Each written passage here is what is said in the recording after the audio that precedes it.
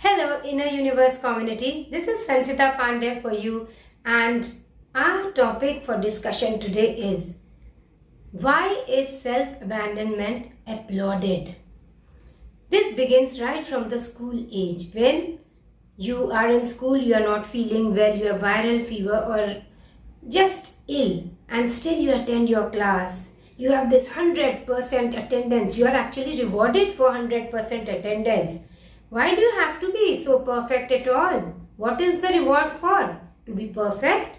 Can you carry it out throughout your life? And then you attend your classes or you give that exam.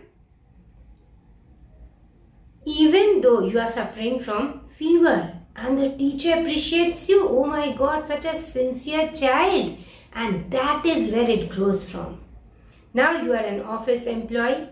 You neglect your family duties, you neglect yourself, your own health, exercise, everything. And then you go out in office to become the best employee. Now tell me, when you are not feeling happy inside, you cannot give happiness. When you are not sincere towards yourself, you cannot be a sincere employee, because what you do not have, you cannot give. And so this is happening all around us and we applaud. I know of a doctor who had got surgery on his hand, and yet he went to operate another patient with that pain in his hand. I'm not saying you neglect your duties or you neglect another patient, but there must be people around to help you.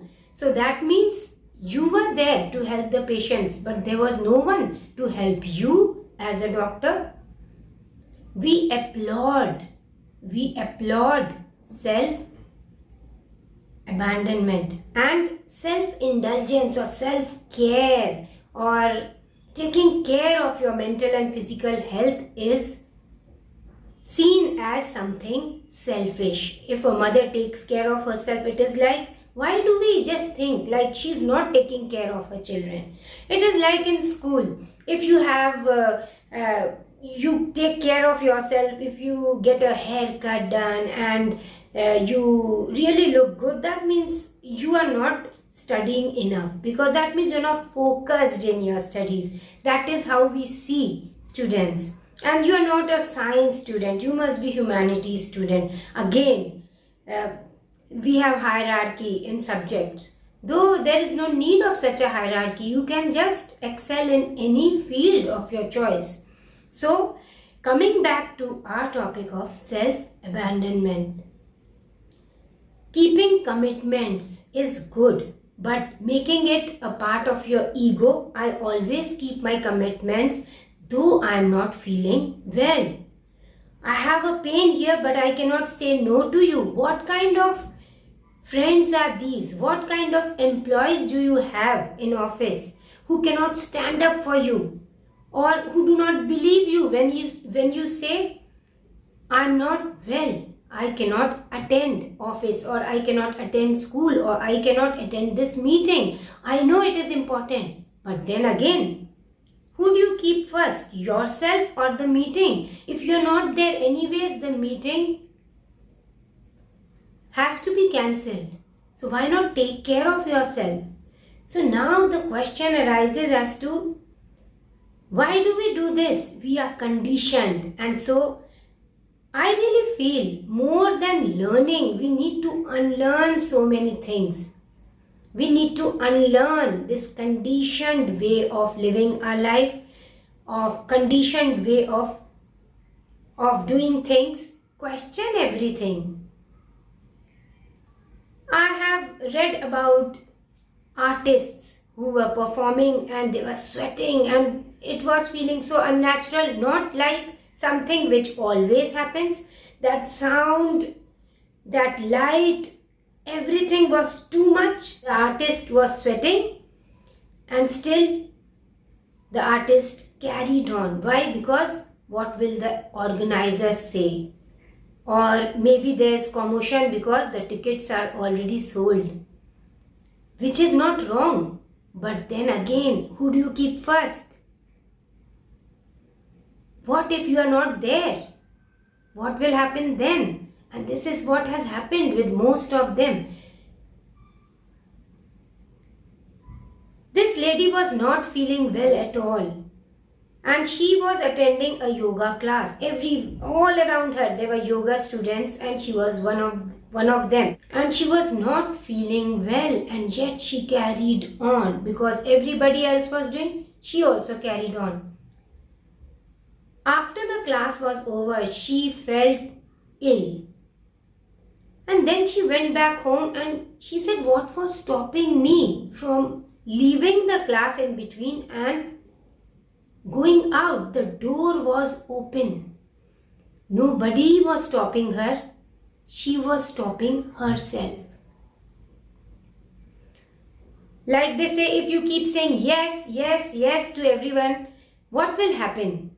After some time, resentment grows within you because you are saying yes, yes, yes to everything and everyone, and it is like you are giving out too much of yourself. You are doing everything because you cannot say no.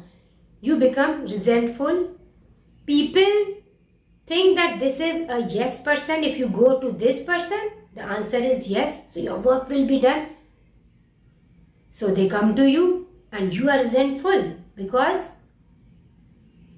you always say yes and you cannot take up so much of load, or you are not being paid enough for the work that you may be doing. And then this takes a toll on your mental health. Now you become negative. You don't like others around you because they are not giving you enough and you are giving too much. What is happening? Saying yes, yes, yes, yes all the time has made you negative. It makes you hate everyone. But initially you were there to help. But now see how your emotions are changing. And who was the devil all through? Can you blame others? No, because that is the message that went to everybody. Here, this person is a yes person. Go to him or her and your work will be done. The devil throughout was you, your mindset. So again, there is something to unlearn here. You have to change your mindset. Keep yourself first. It is not selfish to keep yourself first. Just, you have so many movies made on this subject that even if your marriage card has been printed and you see a red flag and you just don't want to carry on with this marriage, say no. Even after the card has been printed, all the guests are here, so many movies have been made. Actually, you cannot give your whole life. Again, self-care. Though it is better if you see those red flags and come to a conclusion earlier, that is the best. But still they say, if just before a few hours of marriage, if you see red flags and you just don't want to carry on with it, say no. That is how you save your life. I know a girl who suffered from COVID and was unable to attend her classes, and she did not appear for the final exam. So when she went to the college office, she said she was ill and that is why she could not attend her classes. So she should be allowed to sit in the new batch, but she had to pay the entire fees. So that is fine. Now the point here is, even if you have to pay the entire fees for the year, it is fine, because now you see you have still kept yourself first. You kept your health, your physical health, mental health first. You took care of yourself. Then you went back to your classes, pay for the entire year. That is fine. So as far as services are concerned, like I said, you can cancel your marriage. You have to pay for the services. So there may be rules when you are taking services from somewhere, be it office or school or college or your any establishment. So that is fine. Again, come what may, you have to keep yourself first. Your self-care, self-love comes first. My My friend's father was unwell, but he had promised that he would visit her. And so he kept his promise. He did not cancel the train ticket and came there as planned. What happened? He felt really weak. After about 4-5 days, they had to go back all together to his house.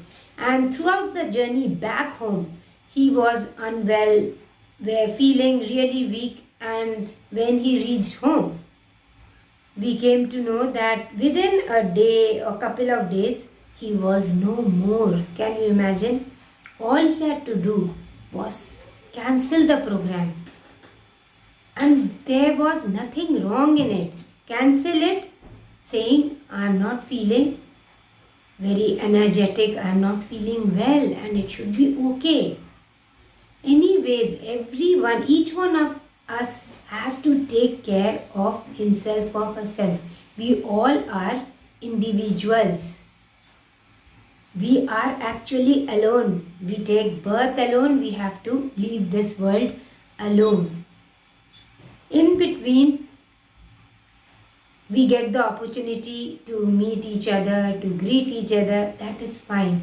But learn to live alone. Learn to be alone. That is why meditation is so important, because it creates awareness on how you are feeling. You connect. You don't go outside. You go inside. You go inside. In that peaceful place, connect with your authentic self and understand yourself, how you are feeling, what is your purpose, what do you want in life, are you going in the right direction in life. You get some time to pause and think, which is so important. And you also get the time to connect with your thoughts and your body.